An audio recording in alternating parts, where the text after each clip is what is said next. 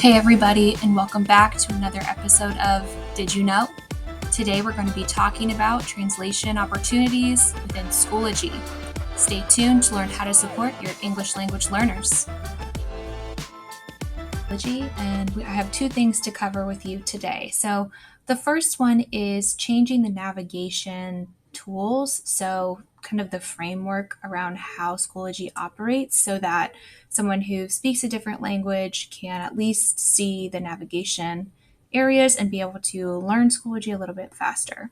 So when I say navigation areas, I mean where it says courses, groups, and then let's see if I went to visit a course, all of the options to click on the side would be in Spanish. However, what you've typed in as a teacher, anything you've put into Schoology and linked, that will stay in English. So just to clarify, changing this will only change the Schoology framework, not anything you've added or the district's added. Luckily, it is really simple. You just scroll down to the bottom of the page, and in the corner over the Windows button is a word that says English. Click on it. And then you can select your language here. I'm going to go with Spanish. Click Save. And once it's done, you can see here the code, the access code is switched into Spanish, and the navigation tools up here, as well as some of these options are now in Spanish. So this might be really helpful for parents to navigate a little bit, or maybe for those students who need to see kind of that mix of English and Spanish to fully understand where they're going. So once again, this isn't changing any content you've added, it's just changing the layout or the framework of the page. To change it back, you follow the exact same steps. Select the language in the corner.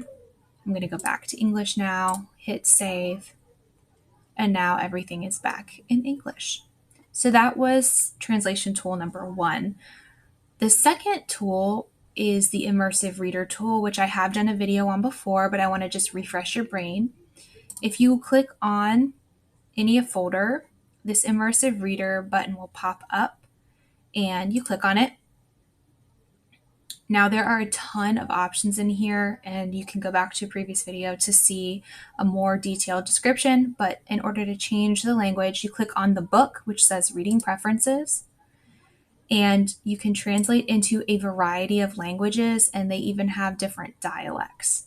So for Spanish, I'm going to look for, I've got 3 options. I have Spain, Mexico, and Latin America. I'm going to choose Latin America. And then I can translate by word or the entire document. I'll show you what document looks like. So here, all of the directions are now in Spanish. This will be really helpful if you have someone who speaks no English, but you could also select by word. And so if the student just didn't know a word, they could click on it and see it in Spanish.